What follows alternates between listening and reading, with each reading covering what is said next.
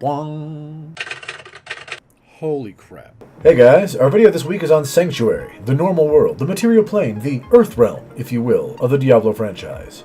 If you're like us and have only sparingly looked into the lore and history of the Diablo world prior to this video, you may not know that much about it beyond the places in the game or the loose world history that could have been gleaned by playing through the storyline. But the story of how Sanctuary was created, yes, it was created, and came to be the world that the players live in is actually pretty cool. So let's get started. To begin with, we'll have to go back before Sanctuary actually came into being. In the story of the Diablo-verse, the forces of heaven and hell, the angels and demons, have been fighting a continuous war since essentially the birth of creation, and much of the war's actual physical conflict occurred on a realm known as Pandemonium. Pandemonium was the place that existed at the center of creation. It is often referred to as the scar left by the creation of the universe after the Big Bang. And the reason that the Eternal Conflict's battles were primarily fought there was because of one of the remnants of the Big Bang, the World Stone.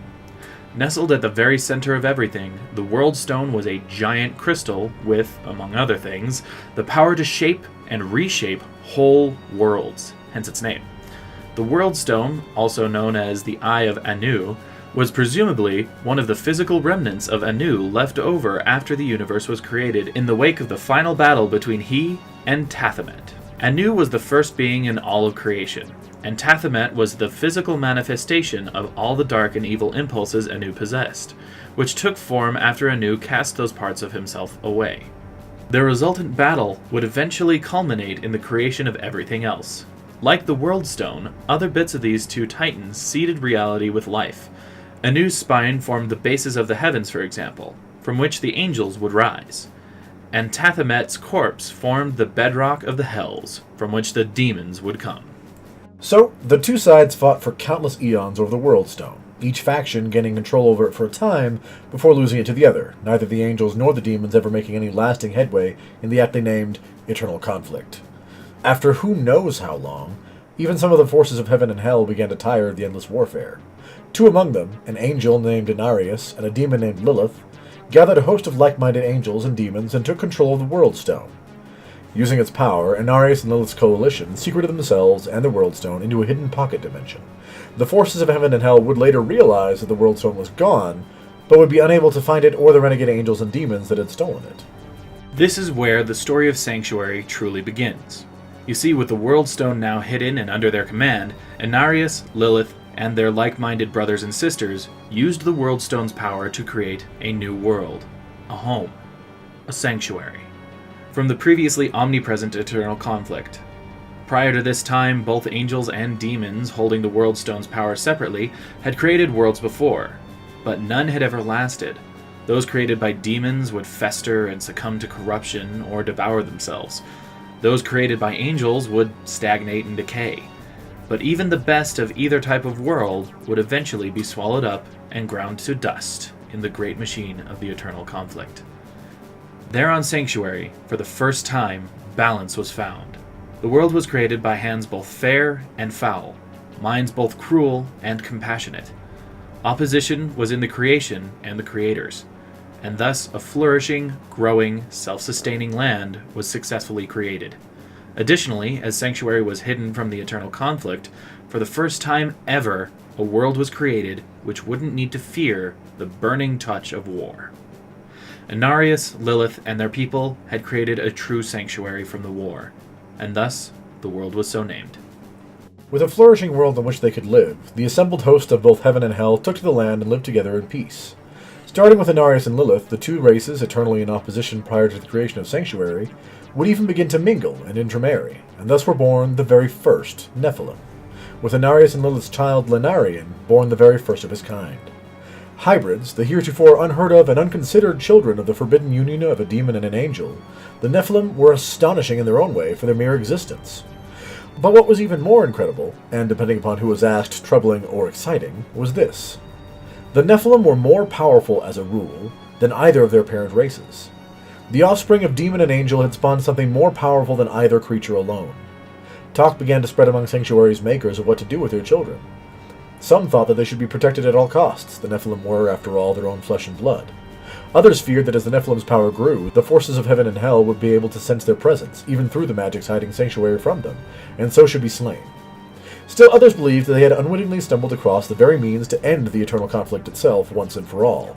An army of soldiers more powerful than either heaven or hell, and all the time in the universe to build and train it in the safety of Sanctuary.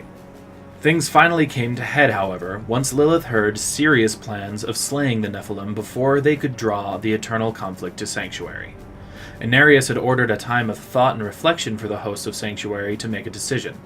But Lilith, Demon Queen of Sanctuary, flew into a rage upon being confronted with the idea of the death of her children, and single-handedly slew every single angel and demon that walked the face of Sanctuary. When Inarius found out, he was horrified, and had to make a choice. When they'd stolen the World Stone, Inarius had secretly tied its power to his own, making him the most powerful being on Sanctuary, more powerful even than a demon capable of single-handedly slaughtering every member of their coalition. But he still cared for Lilith, mother of his children and partner in the creation of all that he had. So, instead of slaying her, he banished Lilith from Sanctuary. Then, in order to keep Sanctuary concealed, Inarius used the power of the World Stone to weaken the Nephilim slowly over time. Those already born would remain powerful as ever, and unaffected, but their offspring would grow weaker and weaker over the generations, until finally much later, the Nephilim became the race of humans as we know them. As anyone who's played the Diablo games knows, though, that's not the end of Sanctuary's story. It hasn't gone on blissfully shielded from the eternal conflict since those days. Ages after being weakened to the point of being merely common men, humans first summoned demons into the world of Sanctuary. From this point on, the Hells and the Primevals were aware of Sanctuary's existence, and though they could not easily set foot upon its shores, they could influence its people to follow the demons' ways. They convinced some of the peoples of Sanctuary to start a religion called the Triune, that would ensnare others into becoming servants of Hell, willingly or otherwise. Inarius, angel that he was, wouldn't stand for this simply on principle, but additionally, he considered the denizens of Sanctuary to be his to protect. So he founded a religion of his own, the Cathedral of Light, teaching the ways of the angels, though he did not contact the heavens, and so quietly fought that religious war on his own. This conflict, though one mostly of ideals almost until the end, would later be known as the Sin War. It would be during this time period that the first Nephilim of consequence, since their powers began to be generationally diluted, would be born. Uldyssian. Uldyssian was a humble farmer in his early days, before, thanks in part to the machinations of Lilith, who had secretly returned to Sanctuary, having his powers as a Nephilim awakened.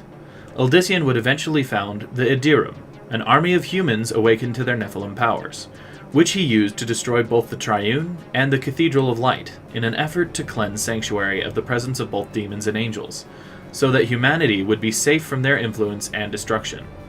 All of this was made possible, again in part, by Lilith, who before slaughtering her brethren, had been of the opinion that the Nephilim should be used to end the eternal conflict.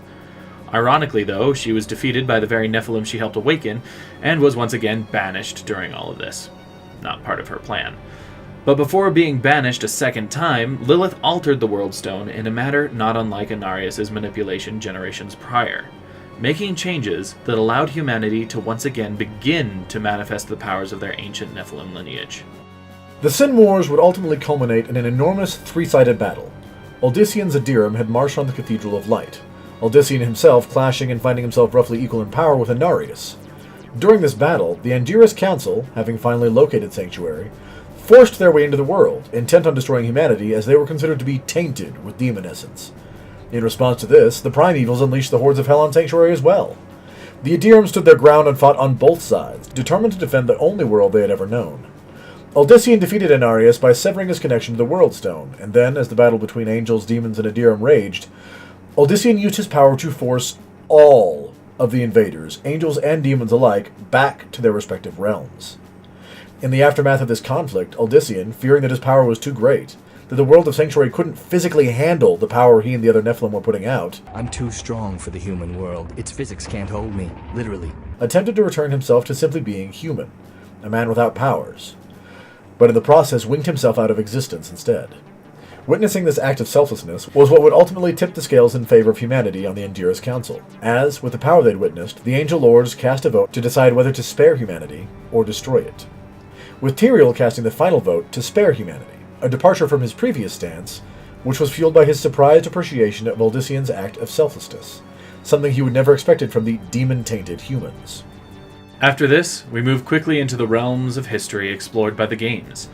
Tyrael, believing in the humans' cause, would aid and intervene on humanity's behalf time and again over the course of history, helping to form the Herodrum, an order dedicated to the defeat and capture of the primevals when on Sanctuary's soil.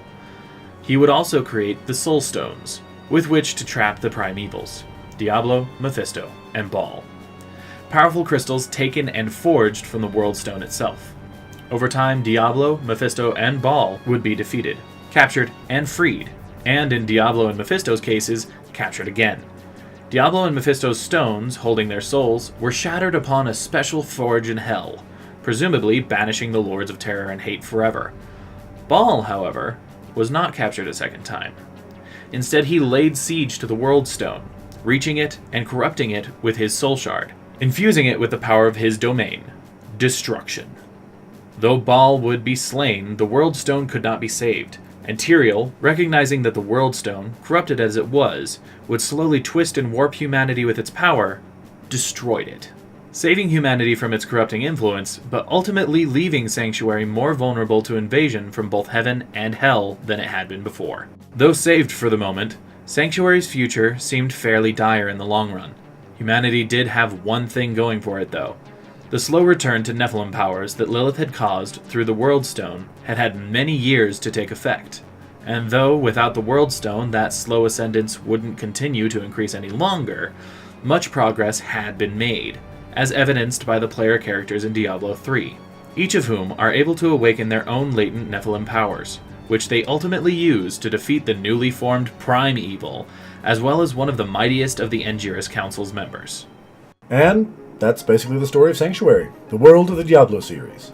It's long, it's bloody, and it's filled with constant upheaval. We hope that you enjoyed this video as much as we enjoyed researching for it. Like many worlds, the Diablo-verse has lots of cool stories and characters in it, so this was a blast.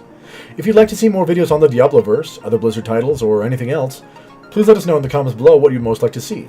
If you enjoyed this video, please give us a like, and if you'd like to see more videos from us, be they lore or let's play, please hit subscribe. In the meantime, this has been tm&m Mike signing off. Hey guys, you can click the link in the left for our last lore video. You can click the link on the right for our last Let's Play. And right here in the middle, that orb, you can hit that to subscribe.